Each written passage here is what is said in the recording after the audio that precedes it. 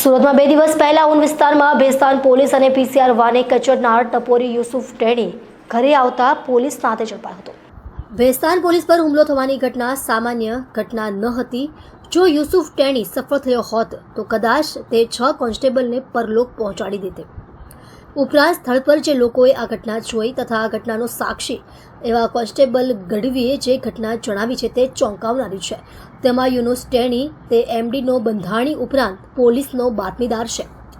નાની મોટી મારામારી તેના માટે સામાન્ય બાબત છે। તેથી જ્યારે પોલીસ રાત્રિના 11 વાગ્યાના સુમારે ચંડાળ ચોકડી પાસે દુકાન બંધ કરાવી હતી તે વખતે યુસુફ ટેણીએ પહેલાં તો પોલીસ કોન્સ્ટેબલને ગંદી ગાળો આપી હતી। ત્યારબાદ સ્થળ પર ઉભેલા કોન્સ્ટેબલ ગુંજને યુસુફ ટેણીને દુકાન પરથી દૂર થઈ જવા માટે જણાવતા તેણે ગુંજનને પટ્ટા પરથી પકડીને ધક્કામુક્કી કરી હતી। દરમિયાન રિતેશ નામના કોન્સ્ટેબલે ત્વરિત ફોન કરતા યુસુફ ટેણીએ પકડવા પીસીઆર વાન આવી હતી।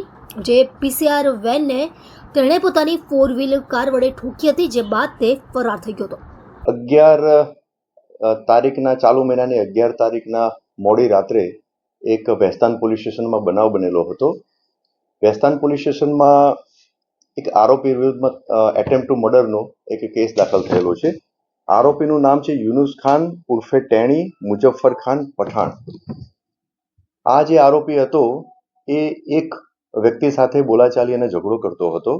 એટલે નાઇટ રાઉન્ડ પેટ્રોલિંગમાં ડિસ્ટાફના કર્મચારીઓ હતા અને એમને માહિતી મળેલી હતી। એટલે ડિસ્ટાફના 2 કર્મચારીઓ સ્થળ ઉપર જઈ અને આરોપીને સમજાવવા માટે પ્રયત્ન કરેલો અને કાયદો અને વ્યવસ્થાની પરિસ્થિતિ ડિસ્ટર્બ ના થાય એના માટે એમને પોલીસ સ્ટેશન લાવવા માટે પ્રયત્ન કરતા હતા।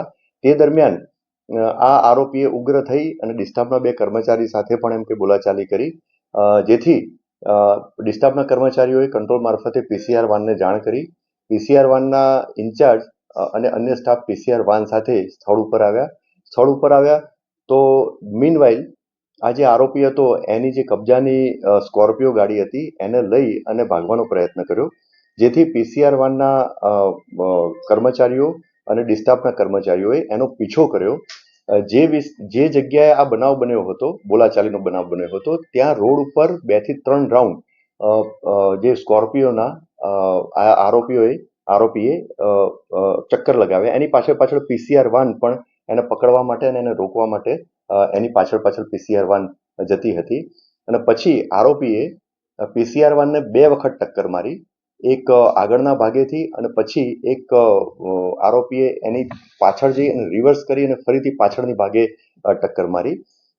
પોલીસ કર્મચારીઓ જે આરોપીને રોકવા માટે પ્રયત્ન કરતા હતા એ વખત પણ પોલીસ કર્મચારીઓને આરોપી ધમકી આપેલી હતી કે તમે મારી મેટરમાં કંઈ પડશો તો હું તમને પણ જાનથી મારી નાખીશ અને તમને છોડીશ નહીં।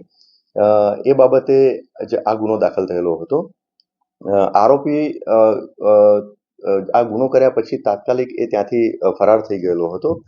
ગુનો દાખલ થયા પછી તપાસ દરમિયાન જે આરોપીની જે વાહન જે છે સ્કોર્પિયો વાહન એ સેલવાસ ખાતેથી તપાસના કામે કબજે કરવામાં આવેલું હતું અને આરોપીની શોધખોળ ચાલુ હતી। તે દરમિયાન સ્થાનિક પોલીસ સ્ટેશનના ડિસ્ટાફના કર્મચારીઓને ઇનપુટ મળેલ હતી અને એ આધારે ભેસ્તાન રેલવે સ્ટેશનની બાજુમાં થી એ મળી આવેલો હતો।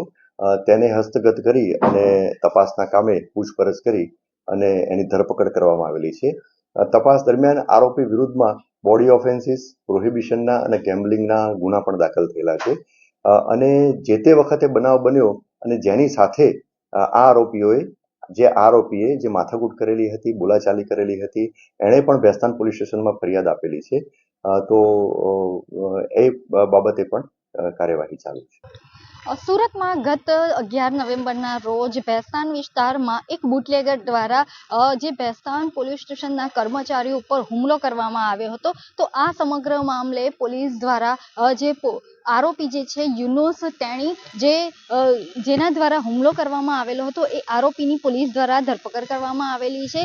ગત 11 નવેમ્બરના રોજ મોડી સાંજે જે રીતે પોલીસ દ્વારા પોલીસ સાથે જે આરોપી છે તેને બોલાચાલી થઈ હતી તે બાબતે આરોપીએ જે પોલીસ કર્મચારીઓ સાથે ઝઘડો કર્યો હતો, બાદમાં તેને ઝઘડો કર્યા બાદ આરોપી દ્વારા તેની સ્કોર્પિયો કારથી જે પોલીસની ગાડીને નુકસાન કરવામાં આવેલું હતું. અવારનવાર જે પોલીસની પીસીઆર વાન છે તેને ટક્કર મારી હતી અને જે અંદર જે પોલીસ કર્મચારીઓ હતા તેઓની ઉપર પણ હુમલો કરવામાં આવ્યો હતો.